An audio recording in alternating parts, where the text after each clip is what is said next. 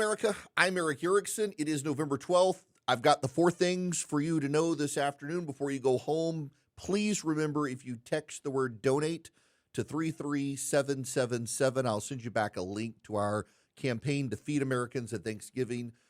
You'll be partnering with Hungry for a Day. They're buying meals for Americans. $40 buys a family of four a turkey or ham with the sides and dessert. Please text donate to 33777 and help feed Americans this Thanksgiving who otherwise might not be able to have a Thanksgiving meal. Up first, the Dow is closing above 48,000 for the first time, led by finance and healthcare stocks.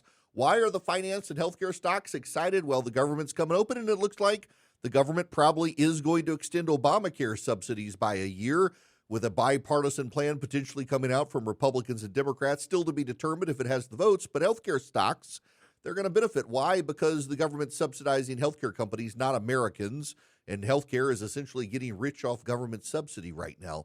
Finance stocks really excited about the government reopening as well as business gets back to normal, with the Dow closing potentially above 48,000. Now, I'm recording before the stock market is closed, but it's up about 48,200 some odd points, and it really does look like it's closing above 48,000 for the first time in history. The House is set to end the shutdown tonight.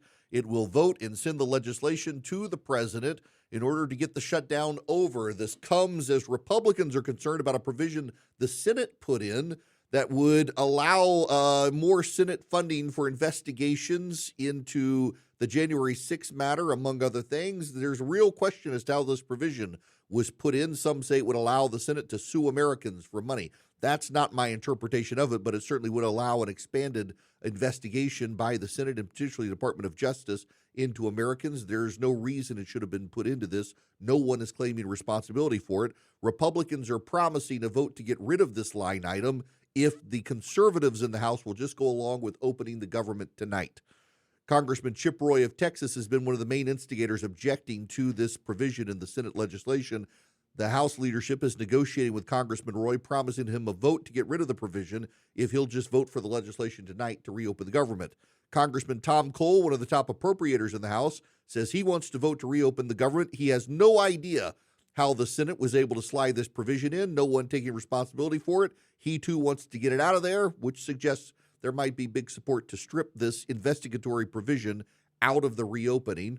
They will, if so, go to the president tonight, and the government will be reopened by the morning. Airlines saying it could take weeks to deal with the delays that have plagued American airports because of the delays. White House staff are saying that the October inflation, consumer price index numbers, jobs reports, and other economic data may never be released. They've gotten so far behind, and they're already moving on to the next data for November, that we may just not know what happened in October other than the private data. Now, that's bad for regulators. The Federal Reserve tends to rely on the government data, and they'll be flying blind again in December with missing the October data to see any trend lines. Democrats, of course, are calling foul, claiming that this is the president rigging bad numbers, trying to hide the data from Americans, but it's the nature of the beast. Having shut down the government for more than a month, they're already moving on to collect the November data. They're probably never going to get to the October data. Lastly, the House Republicans have dropped over 23,000 documents related to Jeffrey Epstein. This comes after Democrats leaked an email that suggested the president had spent time with an Epstein victim at Jeffrey Epstein's house.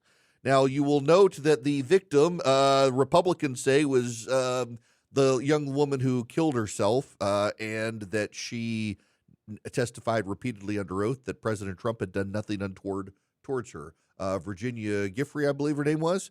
And she testified repeatedly that the president had never done anything untoward, and in fact wrote a tell-all book that she completed shortly before she committed suicide, where she really laid into Prince Andrew, formerly Prince Andrew, but never mentioned Donald Trump. So Republicans have now released these 23,000 additional documents, and the Democratic response is that, well, this is designed to overwhelm you and drown out the narrative that Donald Trump was somehow involved with Jeffrey Epstein. Never mind that there were plenty of documents in there of Jeffrey Epstein questioning Donald Trump and not particularly being kind to Donald Trump.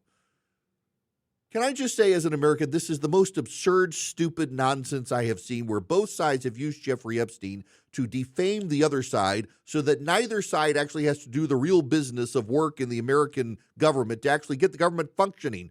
These people shut down the government for over a month, deprived people on welfare of money, deprived employees of the federal government of paychecks. And now the Democrats, having lost the shutdown fight, are said, over here, let's look at Jeffrey Epstein. But it's what the Republicans did with Joe Biden as well, because neither party is actually serious about fixing the problems that ail America. Healthcare costs are soaring, and the Democrats want socialism. Economic costs are going up for Americans, and the Republicans refuse to admit the tariffs are to blame. Neither side wants to be responsible. Both sides would rather fight about Jeffrey Epstein than do a damn thing to help the American public right now with an economy that's not working. The Democrats screwed it up. The Republicans promised to fix it, and they've only made it worse. Neither side wants to do a single thing to help the economy. So let's talk about Jeffrey Epstein. These people are pathetic, and shame on both sides for dragging out the Epstein nonsense. And by the way, there's nothing there, you conspiracy theorists. You know who we're ignoring? The actual victims of Jeffrey Epstein and his friends.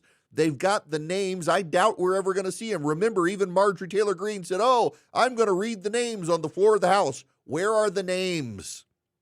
There was never a list, but there was an investigation. What names turned up in the investigation? There are victims who have whispered to members of Congress who the victimizers were. Where are the names? Can we stop trying to make this about Donald Trump? There are real victims of Jeffrey Epstein and his friends, and the Democrats have chosen not to care about the victims, to care about dragging Donald Trump. And the Republicans, they're trying to defend Donald Trump instead of taking care of the victims, and neither side wants to care for the economy. To hell with all of them.